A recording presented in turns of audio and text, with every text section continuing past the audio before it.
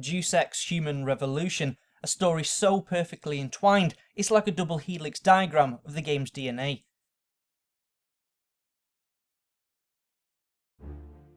The game opens with a shot of a statue that could be a demon or an angel. Either way, you're not going to get one at IKEA.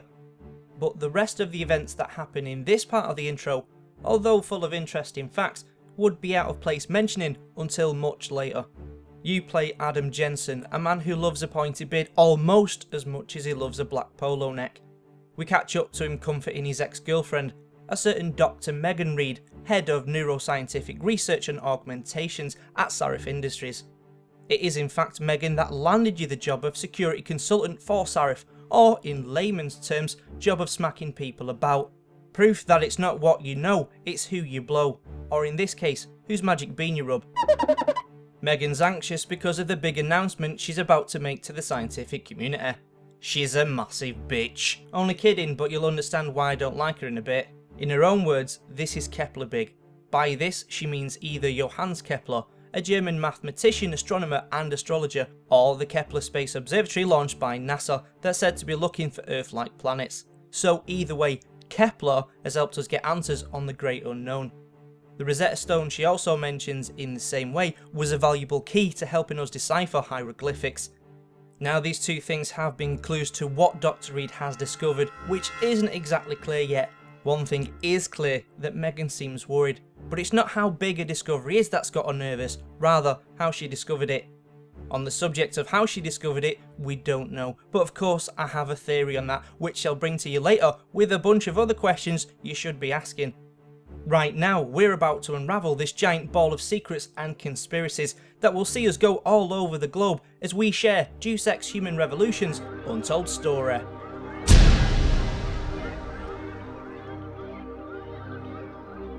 While you're undoing your pants and reaching for the lotion, I want to take this intimate time to tell you about my other channel, Go Repairs. When you look on there, you'll see sciencey type of stuff and things to make, but just a heads up, I'll be putting anything I make from video games like weapons on there. Just remember the link is in the description and try not to get any lotion on the fucking keyboard. As you comfort Megan, notice the loading graphics in the room look like a sperm swimming around an egg. The boss of Sarif Industries, David Sarif, calls you up to his office to go over security plans for the announcement in Washington and no doubt make uncomfortable small talk about sports. Meg gives us the guided tour of the Google headquarters, where we learn that the bulk of Sarif Industries' money has come from Department of Defense contracts, or DoD, which is basically the military. As you make your way into David Sarif's office, you notice he's a huge baseball fan, so that uncomfortable sports conversation might come up.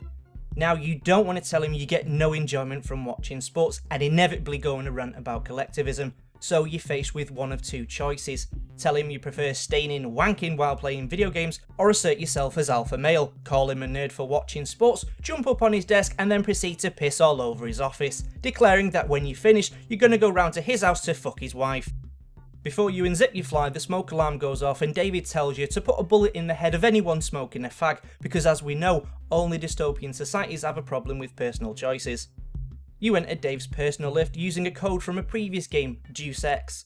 The number 0451, as throwaway a number it may seem, has been used in a few games like Deus Ex, Bioshock and Thief, to name but a few, and is to do with the former development studio Looking Glass, whose team broke up and eventually went on to have a hand in those games. The number's taken from the book Fahrenheit 451 as a game developer's symbol of a dystopian world. In the book it said that that's the temperature paper catches fire and burns.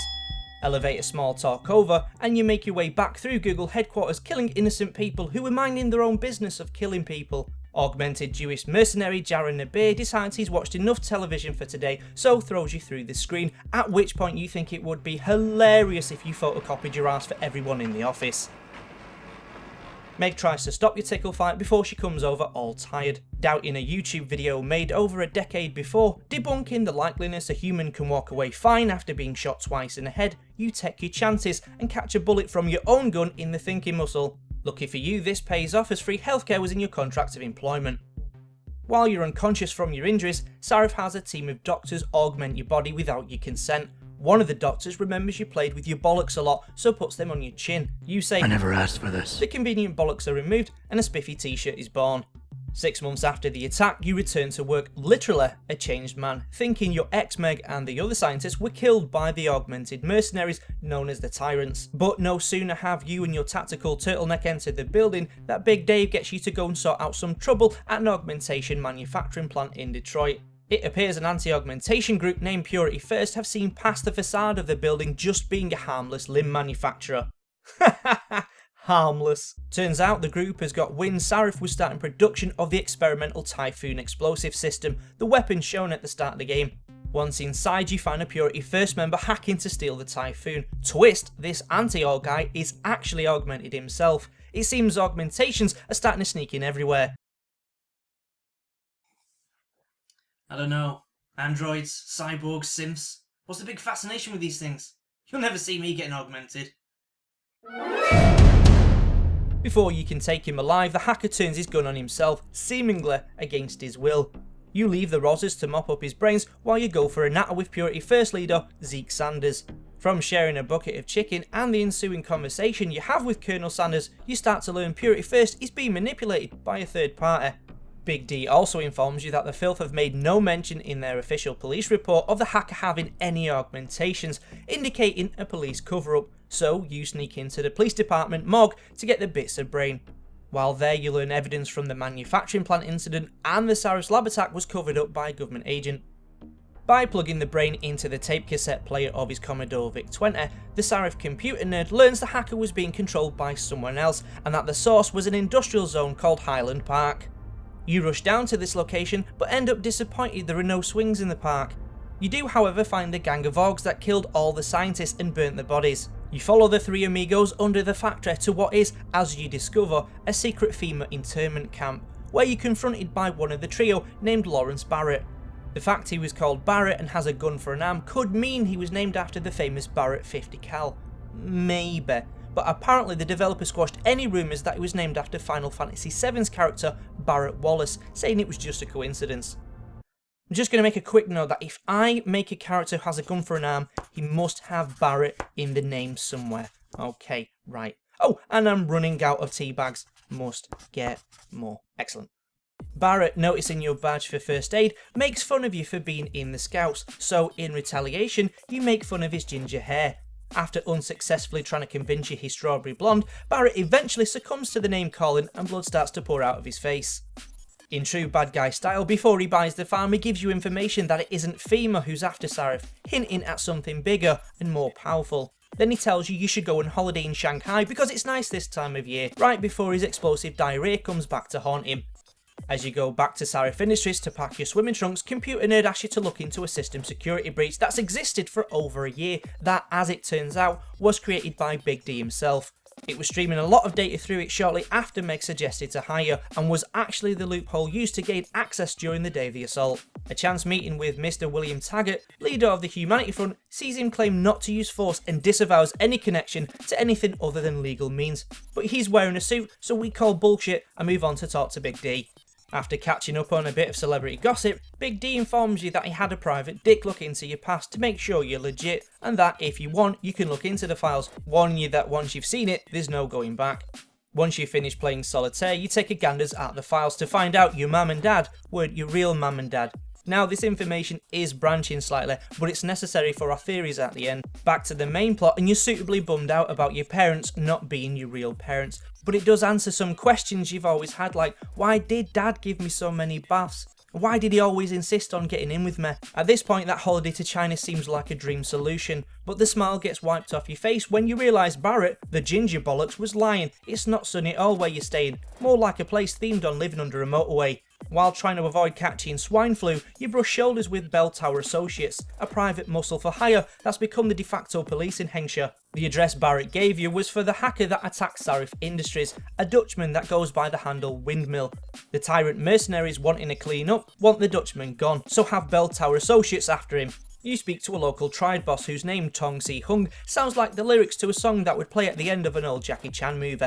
After you make Mr. Hung feel uncomfortable staring at the Ribena stain on his face, he eventually gives up the Dutchman's location. The Dutchman himself is a mystery, as his accent seems to be a little bit of everything, except Dutch. There's a certain security guard likes to dabble with the ladies.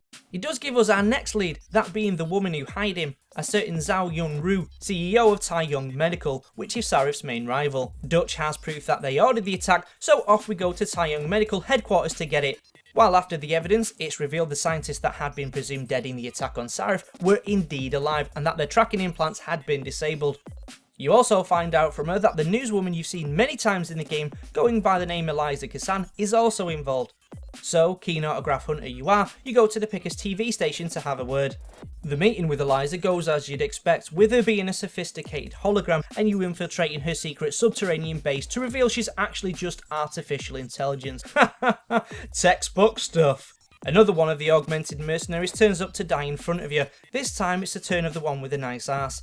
But from this location, you learn the AI has been using lies and manipulation to sway public opinion, just like the BBC do in real life, that it's becoming self-aware, and that William Taggart's right-hand man is involved. One question the Illuminati AI won't answer, is Half-Life 3 confirmed? To help keep this video under 2 days long, you go after Isaiah Sandoval, William Taggart's right-hand man, who turns out to be Colonel Sanders' brother. He tells you he only changed the scientist tracker's frequencies. You follow a signal to a place where a group called the Harvesters chop people up for parts, where, would you Adam and Eve it, old Ribena-Face is now wearing one of the scientist's arms. You save baby Ribena-Face in exchange for some cheap fireworks.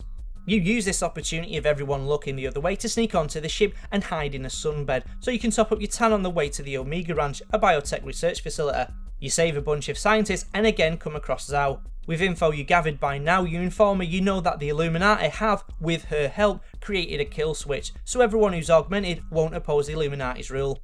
Now I remember as a small child taking advice from a homeless man, and that was, there's no such thing as a free meal. And although that tramp starved to death, the advice stuck with me all these years. So when the game offered me a free biochip replacement, I said no thank you.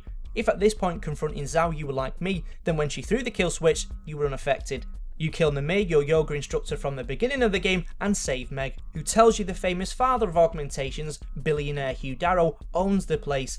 She fesses up to nicking your DNA and making her revolutionary discoverer because of it. I'll leave it up to your imagination how she got her hands on your DNA. LOL. Lip hop. Darrow throws the kill switch but then changes his mind like a little girl and turns it back off again. You come across Zhao for the last time, who decides her best form of defense is to become a desktop PC. After hitting Ctrl-Alt-Delete on her, you force her to throw up all the lights she's had for dinner. Then you go back to the AI known as Eliza and pick which ending you fancy watching. So for all your theory ammo, here's some things to chew over before you play Deus Ex Humankind Divided. We'll start with Adam. As I mentioned, we learned the people who raised him weren't his real mum and dad. As it turns out, Adam has been biologically altered and naturally has no problem accepting augmentations, avoiding the disease everyone else suffers, meaning they have to take drugs. He was altered by a subsidiary of VersaLife Corporation, the same company that sells a drug stopping people's bodies rejecting their augmentations. Keep that in mind as we move on to the overlooked Megan Reed and her discoverer, which was what Adam had in his DNA, meaning that she could replicate it, freeing people from needing VersaLife's drug but would ruin their company. But more importantly, as the company is Illuminati owned via its CEO Bob Page, would mean that they would lose control over augmented people. Now as Megan didn't work for him, how did she find out and why do I think she's a bitch? Well, first of all, she's a straight up cold bitch for using a guy she's been intimate with. Who knows, maybe she only got intimate with him because she found out what he was packing. But also, there's a hint that she's familiar with Jaren as your rescuer. She mentions his name in not an unfriendly tone, and right there in the lab is a double bed, implying she's either fucked him or has gone willingly, and thus implicating her in the whole murdery business that was the start of the game. Now keep this thread going in your mind as we turn to Hugh Darrow, the billionaire who owns the facility you find Meg in. He's the founder of the augmentations and now views them with disgust because of the divisions they've created in humankind. Mankind divided. Maybe this is going somewhere. Let's proceed. At the end of the game you hear Megan walk into the office of Bob Page, another Illuminati dude, seen at the very beginning of the game. In fact, the only person whose face you see. She accepts a job which is working on a virus, presumably something that leads on to the first Deus Ex game. The reason I mention Megan's pally-pally relationship with these Illuminati fellows is that reading between the lines it hints of a pre-existing relationship with this secret organisation. How else would she know that Adam is what she's looking for? After all, his past was so well hidden, even he didn't know it. If you remember, we learned the Illuminati had gained access through David Sarif's private connection, meant to find out info gathered about Adam from his private dick. Of course, they could have already known who and what he was, or she could have found out another way. I'll offer this. It's conceivable that with Megan being a cold career woman, Adam and her could have planned to have children at some point in the future, so frozen some of his sperm. She checks it to make sure it's healthy, and bam, she finds its secret. It's just food for thought. Now, as the main character is named Adam, and certain religions state Adam was the first man, I wouldn't put it past the game developers to put some woman counterpart to Adam called Eve in the new game. Maybe even a step further, and she's made from him a daughter perhaps, or a genetic copy of him in woman form, or some big powerful creation from him, then you can fight it or not. Who knows till we play it. Two burning questions I have is, will we see a return of the AI that's becoming self-aware? You know, the one that's been manipulating popular opinion via its broadcast. I like the subtle Pick Us TV name, as in Pick Us, one of the tiny subliminal messages it uses. And secondly, after all those augmentations, does Adam still have a knob?